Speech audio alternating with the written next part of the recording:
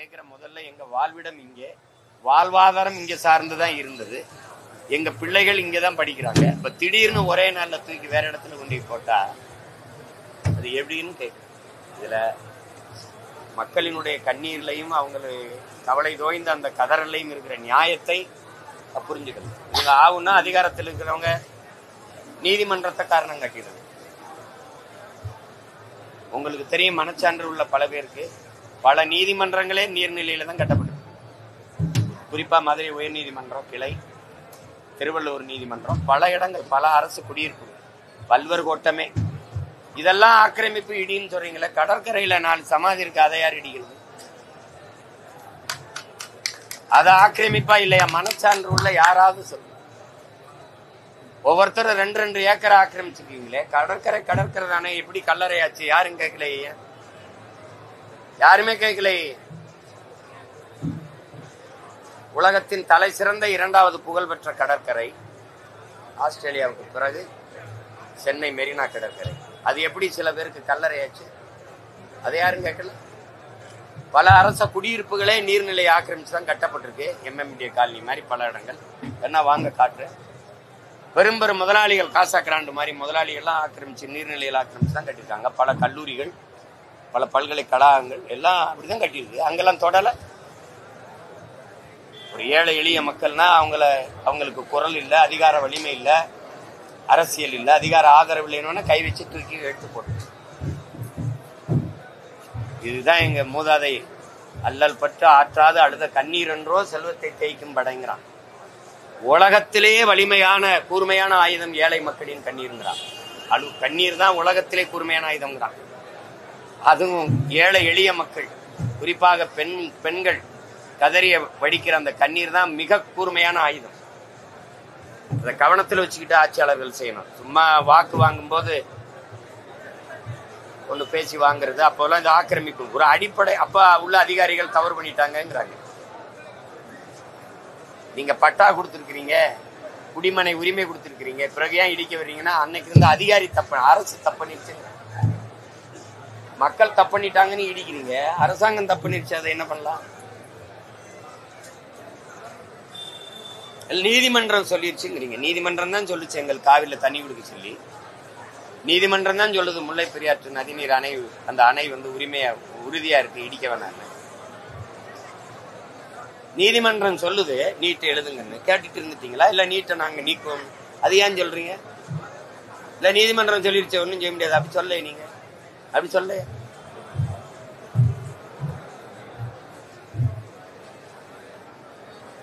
கொடுமை இதெல்லாம். இந்த இடத்த என்ன பண்ணுவீங்கன்னு கேட்டா அதுக்கு பதில் இல்ல. பூங்கா அமைக்க போறோம், நடைபயிற்சி போறதுக்கு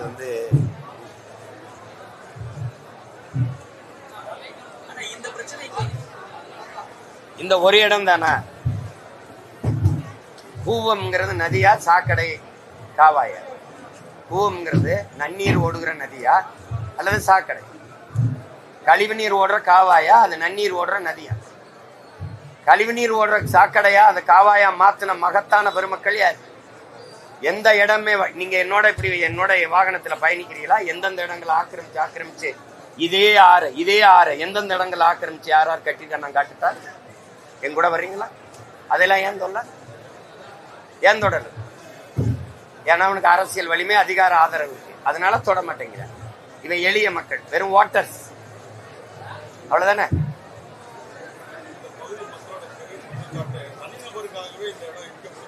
அதுல சந்தேகம் இல்லையே. நீங்க பல இடங்கள்ல அங்க இடிச்ச போது நான் போய் போறான்னு, அது ஒரு முதலாளி அவர் கட்டி இருக்கிற குடியிருப்புகளுக்கு முகப்பை தடுக்குதுன்னு தான் இடிச்சாங்க. இங்கேயே காசா கிராண்டு மாதிரி பெரிய பெரிய முதலாளிகள் கட்டி இருக்கிறதுக்கு இது தொல்லையா இருக்குது, அதான் இடிக்கிறாங்க. அவ்வளவு நீர்நிலைகளை பாதுகாக்கிற பெருமக்கள் யாராவது மனச்சான்றோட சொல்லுங்க பாப்போம். நீ அவ்வளவு பெரிய அப்பாடாக்கர், நீ பெரிய நீர்நிலையை பாதுகாக்கிற வெங்காயம் எதுக்கே பள்ளிக்கரணை ஏரியை குப்பை கொடுத்துருந்த? எதுக்கு முன்ன? இயற்கையின் அரும்பெரும் கொடை பள்ளிக்கரணை ஏரி, கடல் நீர்மட்ட அளவுக்கு உலகத்திலே எந்த இடத்துல அப்படி அமையாது. அப்படி ஒரு சதுப்பு நிலை ஏரி. உலகில் பல்வேறு நாடுகளிலிருந்து பறவைகள் பறந்து தங்கி முட்டையிட்டு குஞ்சு பொறிச்சு பறந்து போன ஒரு வாழ்விடத்தை பள்ளிக்கரணை ஏரியை குப்பமேடாக்குனவன் யாரு?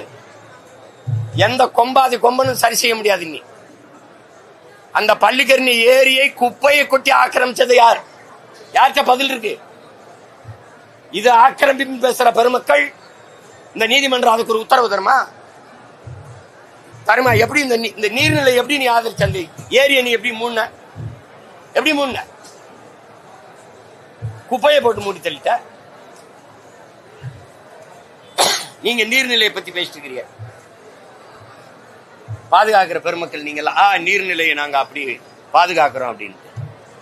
வள்ளுவர் கோட்டம் எதுல கட்டிருக்கு? நீரின்றி அமையாது உலகுன்னு பாடினவன் கோட்டம் எதுல கட்டிருக்கு? அந்த பகுதிக்கு பேர் என்ன? லேக் ஏரியா. லேக் எங்க? லேக் எங்கன்னு அங்கிட்டு போறியாம்பா. ஏரிய தூத்து குடியிருப்பை கட்டிட்டு பேரு லேக் ஏரியா, ஏரி பகுதின்னு வச்சுட்டு போயிட்டார். செஞ்ச பெருமக்கள் யாரு? அதுக்கு ஒரு உத்தரவு வாங்கி இடிச்சிருமா? இங்க வாழ்ற எல்லாரையும் வெட்டிடுமா? நேர்மையான ஆட்சியாளன் ஒரு நீதிமான் இதுவரை செய்த தவறு சரி, அது அரசு தவறு இருக்கு. அன்னைக்கு இருந்த அதிகாரி ஆக்கிரமிக்கும் போது இருந்துட்டு, அன்னைக்கு இருந்த அதிகாரம், அன்னைக்கு இருந்த கவுன்சிலர், அன்னைக்கு இருந்த மாவட்ட ஆட்சியர், அன்னைக்கு இருந்த வட்டாட்சியர், மாவட்ட ஆட்சியர், அன்னைக்கு இருந்த அமைச்சர் பெருமக்கள் எல்லாம் விட்ட வாங்கி தின்ட்டு இனிமேல் இருக்கிற நீர்நிலைகளை பாதுகாக்கணும். அதுக்கு ஆக்கிரமிக்க விடக்கூடாது. அப்படிதான் நீ நடவடிக்கை எடுக்கணும். அதை விட்டுவிட்டு 60 வருஷம் வாழ்ந்தவனை இடிச்சு வெளில போடான்னா இனிமே எங்கேயும் ஆக்கிரமிக்க மாட்டீங்க. ஆக்கிரமிப்புகளை தடுத்துடுவீங்க. நான் ஒரு பட்டியல் வெளியிடுறேன். எத்தனை பல்கலைக்கழகங்கள், எத்தனை கல்லூரிகள் நீர்நிலையில் ஆக்கிரமிச்சு விரிவாக்கம் செய்யப்பட்டிருக்குன்னு. இடிச்சிருவீங்களா? இடிப்பீங்களா? பாப்போம். இது குரல் இல்ல, அவனுக்கு நாதி இல்ல, வெறும் வாக்காளன் ஆயிட்டான். அவனுடைய கண்ணீருக்கோ கவலைக்கோ கதறலுக்கோ இங்க மதிப்பு இல்ல. அது கேட்கறதுக்கு காதுகளும் இல்ல, பாக்குறதுக்கு கண்களும் இல்ல. அது ஒண்ணு பேசி என்ன இருக்கு?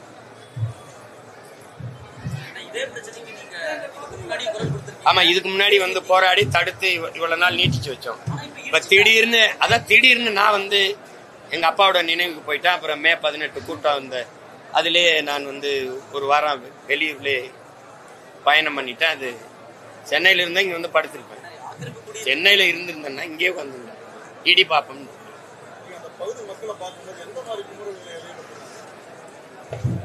கதறல் தான். அவங்க ஒரு அம்மா சொல்றாங்க, 60 வருஷமா இருக்கேன் ஐயா, 3 தலைமுறை.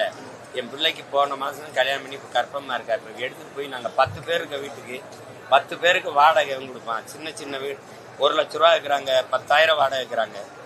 நாங்க எங்க போய் கொடுக்கறதுன்ற நாங்க சிறுக குருவி சேர்த்த மாதிரி சேர்த்து இந்த இடத்துல ஒரு வீடை கட்டிட்டோம்.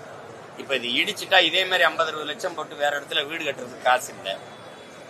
10 பேர் இருக்கிற வீட, 10 பேர் இருக்கிற ஒரு குடும்பத்துல இத்தனையோண்டு ஒரு இடத்துல போய் படுத்துக்கன்னு சொன்னா இது சிறையை விட கொடுமையா இருக்கா இல்லையா? அவங்க கதறலை எந்த மொழியில நான் மொழிபெயர்த்து உங்களுக்கு சொல்றது சொல்லுங்க? கண்ணீருக்கு ஏது மொழி? இது ஒன்னும் இந்த கொடுமையை ஒழிக்கணும். அது வந்து அவங்களுக்கு அதை பத்தி என்ன பிரச்சனை இருக்கு? இடி ரைடுல இருந்து தப்பிக்கிறதுக்கு டெல்லி போக, அதை பார்க்க பேச, அதுக்கு தான் நேரம் இருக்கு. இதுக்கா நேரம் இருக்கு? நீர்நிலையை பாதுகாக்கணும்னு பேசுற பெருமக்கள், அறிவார்ந்த சான்றோர்கள், மண்ணை மக்களை சுற்றுச்சூழலை எல்லாம் நேசிக்கிற பெருமக்கள், இயற்கையின் ஆர்வலர்கள், நீங்க எல்லாம் கவனிங்க. அரை எங்களும் ஆற்று மணல் உருவாக 100 ஆண்டு ஆகுங்கிறது அறிவியல், புவியியல் எல்லாம் தான் சொல்லுது. இயற்கை எல்லாமே அதான் சொல்லுது. 30 அடி 40 அடி மண் வெட்டிக்கிட்டாலே குற்றம்னு சொன்ன நாடு, இரும்பு கை கொண்டு 30 அடி 40 அடி அள்ளி தனியா குளம் வெட்டுறா, ஏரி வெட்டுறான்னா ஆத்துக்குள்ள வெட்டின பெருமக்கள் இவங்க தான். ஒரு மண்ணு கூட எல்லாம் அள்ளி திண்டு 32 ஆறையும் கொலை செஞ்சது இந்த பெருமக்கள் தான். அதெல்லாம் நீர்நிலையை பராமரிக்கிறவர் தான். என்னோட வாங்க வைகை, என் ஊர்ல தான் ஓடுது பரமக்குள்ள. அந்த வைகை ஆற்றுல அவ்வளவு மணல், ஓடுகால்னு ஒரு வாய்க்கா போடுவோம், சின்னதா வருது, மண்வெட்டிகிட்ட இழுத்து அதுல 1,000 ரூபா கொடுத்து குளிச்சுட்டு போவோம் நாங்கெல்லாம். இன்னைக்கு எங்க ஆத்துல மண் இல்ல, கருவ மண்டி கிடக்குது. எல்லா அந்த நகரங்களின் கழிவு நீரும் ஓடுற காவாயா மாறிடுச்சு வைகை.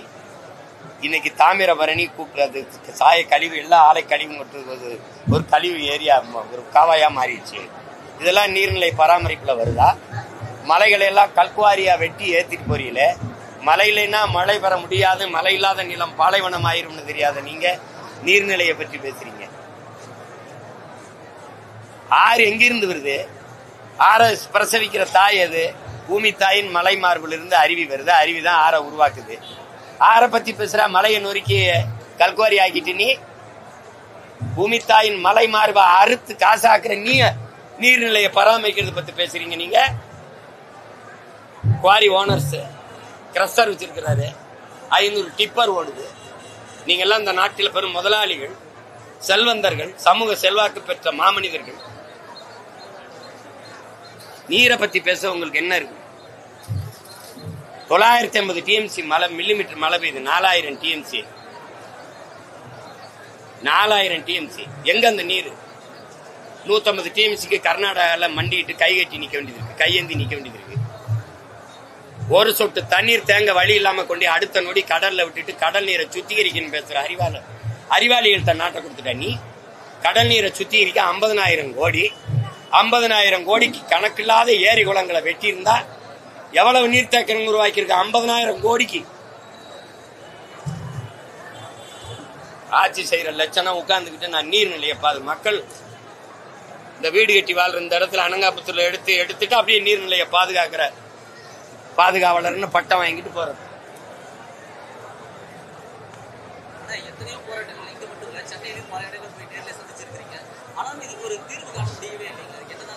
தீர்வு அதிகாரம்ங்கிறது அரக்க குணமும் இரக்கமற்ற மனமும் கொண்டதுங்கிறான். அதிகாரத்துக்கு எப்போதும் கண் இருக்கு, அதுல கண்ணீர் இல்ல. அதுகளுக்கு காதுகளே கிடையாதுங்கிறான். அதிகாரத்தில் இருக்கிறவனுக்கு காதே கிடையாதுடா, கண் இருக்குடா, அது பார்க்கும், ஆனா அது கண்ணீர் வராதுறாங்கிறான். அது நீண்ட கால்களும் அகல வாயும் தாண்டா இருக்குதுங்கிறான். அந்த நீண்ட கால்களை வச்சு போராடுகிற இந்த மக்களை மிதிச்சு நசுக்கும், அகல வாயை வச்சு பேசி நியாயப்படுத்தும். இதுதான் அதிகாரம். இந்த கொடுமையான இந்த அதிகாரங்களை ஒழிக்காது என் மக்களுக்கு நிம்மதியான வாழ்வும் கிடையாது, ஒன்னும் கிடையாது.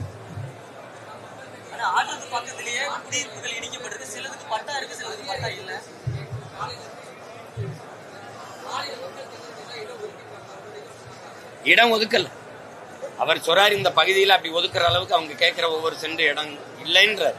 ஆனா நாங்க ஒரு குடியிருப்பு மாமல்ல அந்த மலைமலை நகர்ல, மறைமலை நகர்ல தைலாபுரங்கிற ஒரு பகுதியில கொடுத்துட்டோன்ற. அது தென்னரசன் எங்கால் சொல்றாரு, அது 100 இது இருக்கும், ஒரு 2 பேர், ஒருத்தர் 2 பேர் கால் நீட்டி படுக்கிறதே கடினங்கிறாரு. அதுல 10 பேர் 12 பேர் இருக்கிற குடும்பங்கள் எப்படி போய் வாழ முடியும்?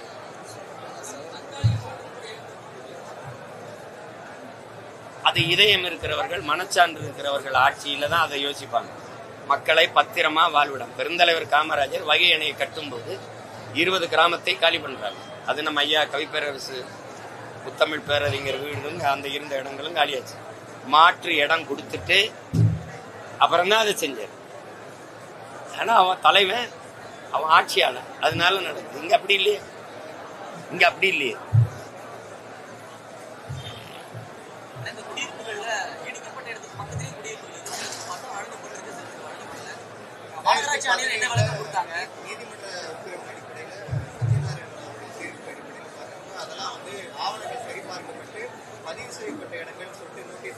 இல்ல இப்ப நீங்க இது ஒரு சீரமைக்கிறீங்க.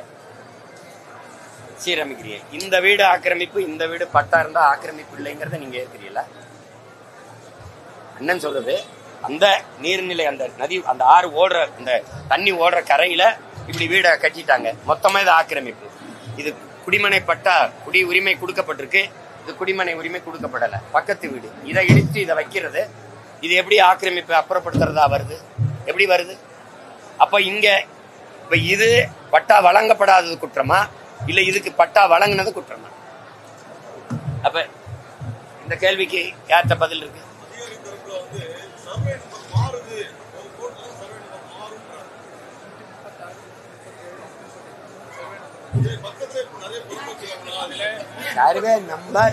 சர்வே நம்பர் நதி நீர் ஓடிற, அவங்க சொல்றாங்களா, அந்த நீர் ஓடுற அந்த காவாய், அந்த வாய்க்கால், அந்த நதி, அந்த அதுல இந்த சர்வே இது ஆக்கிரமிப்பா இல்லையா? இந்த சர்வே ஆக்கிரமிப்பு இல்ல, இந்த சர்வே என்ன ஆக்கிரமிப்பு, அப்படி வருதா?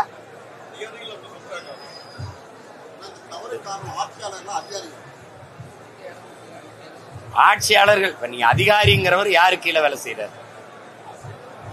இப்ப காவல்துறை இப்ப கடுமையா நடக்குது, யாரோட உத்தரவுல நடக்குது? காவல்துறை யாரு கீழே இருக்கு? அதையே நீங்க அன்னை எவ்வளவு சத்தமா பேசுற, நீங்க சத்தமா சொல்ல மாட்டேங்கிறீங்க. முதல்வர் இப்ப எங்க இருக்காரு? அவுட் ஆஃப் கண்ட்ரோல்னாரு, இப்ப அண்டர் கண்ட்ரோல்ல இருக்காரு. இதெல்லாம் இது பேச்சு சில ஆழ்ந்த தாங்க முடியாத வலியும் வேதனையும் என்ன செய்யறது, சிரிச்சு ஆத்திக்கிற வேண்டியதான். அந்த நிதி மொத்த நிதி இங்க இருக்கிறதுனால அதனால அதை தவிர்க்க முடியாம போக வேண்டியதாயிருச்சு. தேவைன்னா ஐயா துரைமுருகன் போறாரு, தேவைன்னா நம்ம தம்பி செந்தில் பாலாஜி போறாங்க, இப்ப தேவைன்னா ஐயா போயிருக்காரு. இப்ப நீங்க ஈடி ரைடு நீங்க எல்லாம் இருக்கு, நம்ம ஒரு பேசி ஒரு முடிவு வரலாம். இந்த சோதனை, இன்கம் டாக்ஸ் வருமான வரி சோதனை, இந்த அமலாக்கத்துறை சோதனை உள்ள போறது நமக்கு தெரியுது. ஆனா உள்ள வெளியில போறது எப்ப அந்த சோதனை முடிஞ்சதுன்னு யாருக்கா தெரியுதா? தெரியாது. அங்க சோதிச்சியா அதுல என்ன எடுத்த, அவரு முறைகேடா இவ்வளவு பணம் வச்சிருந்தார், இவ்வளவு நகை வச்சிருந்தார், இவ்வளவு சொத்து சேர்த்து ஆவணங்கள் இருக்குது. ஏன் மக்கள் காசுல சம்பளம் வாங்குற நீ மக்கள்கிட்ட சொல்ல மாட்டேங்கிற? உனக்கு என்ன பிரச்சனை? நீ ரைடு போன, நீ வருமான வரி சோதனை போன முறைகேடா ஒரு 1000 கோடி வச்சிருந்தாப்ல, இந்த எடுத்த கொண்டு போறோம் என்கிட்ட சொல்லு என்கிட்ட சொல்லு. நீ பாட்டுக்குள்ள போறா, உள்ள போறதை சொல்லிட்டு போறா, அப்புறம் எப்ப போறா திருப்பின்னு தெரிய மாட்டேது, என்ன பண்றான்னு தெரிய மாட்டேது. டாஸ்மார்க்ல 1 லட்சம் கோடி நீங்க, ஒரு வாரம் கழிச்சு வெறும் 1000 கோடி நீங்க, அதுக்காக நடவடிக்கை இருக்கா? சந்திரசேகர ராவ் மகளை இதே இதே டாஸ்மார்க் இது அராக் இதுலதான் கைது பண்ணீங்க. அரவிந்த் கெஜ்ரிவால் பதவியே காலி பண்ணீங்க, அவரை கைது பண்ணி உள்ள போட்டீங்க. இதே சாராயம் தான். ஜார்க்கண்ட் முக்தி மோர்ச்சா முதல்வரை இதே ஊழல்ல தான் கைது பண்ணீங்க. ஏன் இங்க ஒன்னும் நடவடிக்கை இல்ல? ஏன் இல்ல?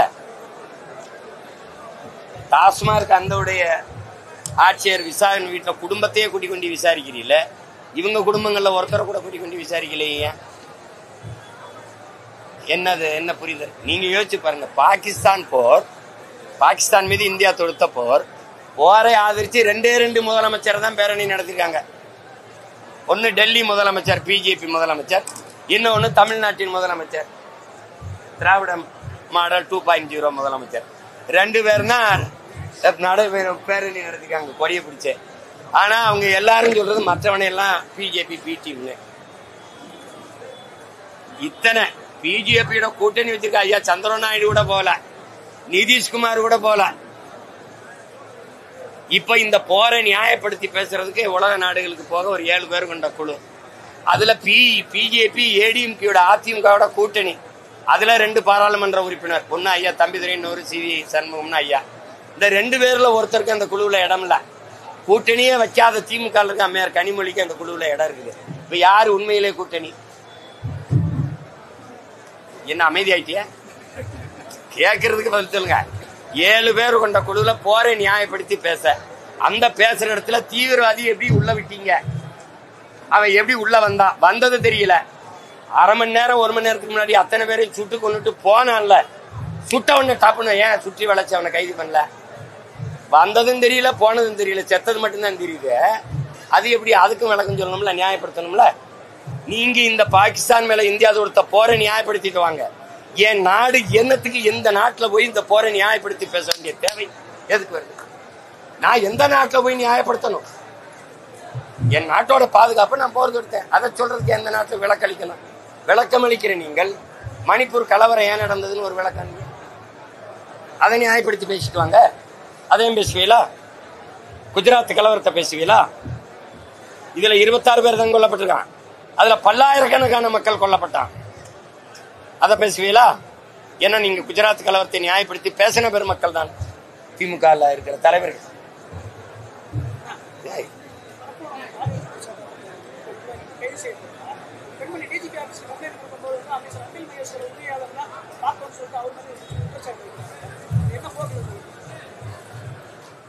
இப்ப இந்த அதிகாரம் போய் இன்னொரு அதிகாரம் வரும்போது அதுக்கு நடவடிக்கை அப்படிதானே இருக்குது. பொள்ளாச்சி பாலியல் குற்றத்துக்கு அப்படிதான் நடந்தது. என்ன நடவடிக்கை இருந்தது?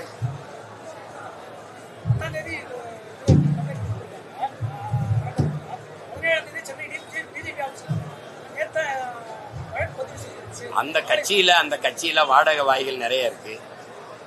அவங்க எல்லாம் இப்ப என்ன பேசுறாங்க? பெண்ணியவாதிகள் பெருமக்கள் இருக்கிறாங்க, எனக்கு எதிராக போராட மனு கொடுக்க மகளிர் ஆணையம் எல்லாம் போன பெருமக்கள் இருக்கிறாங்க. அவங்க எல்லாம் இப்ப என்ன பண்ணாங்க? இவங்களையெல்லாம் பெண்கள் கணக்கிலே சேர்க்கலையா? அவங்க கட்சிக்காரன் செஞ்சுட்டான்னா அது தர்மம், அது நியாயம், அது பிரச்சனை கிடையாது. மற்றவன் பேசினா அது பெரிய பிரச்சனை. நடவடிக்கை எடுத்திருந்தா சொல்லுங்க. எடுத்திருக்காங்களா? எடுத்திருக்காங்களா?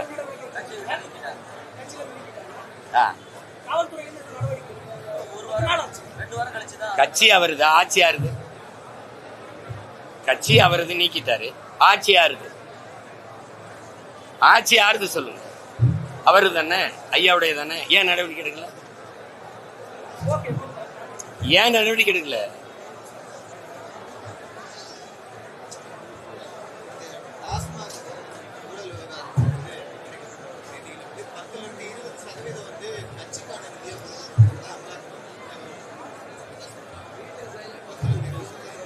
கட்சியே சாராய வித்த காசு, போதைப் பொருள் வித்த காசுல தான் நடக்குது. ஆட்சி அதுல தான் நடக்குது. இத போய் என்ன பேசுறதுக்கு இருக்கு? அதுக்கு என்ன நடவடிக்கை எடுக்க போகுது அமலாக்கத்துறைங்கிறதான் கேள்விப்பா. அதுதான் தெரிஞ்சிருச்சா? அதுக்கு என்ன ரியாக்ஷன் என்ன, ஆக்ஷன் என்ன?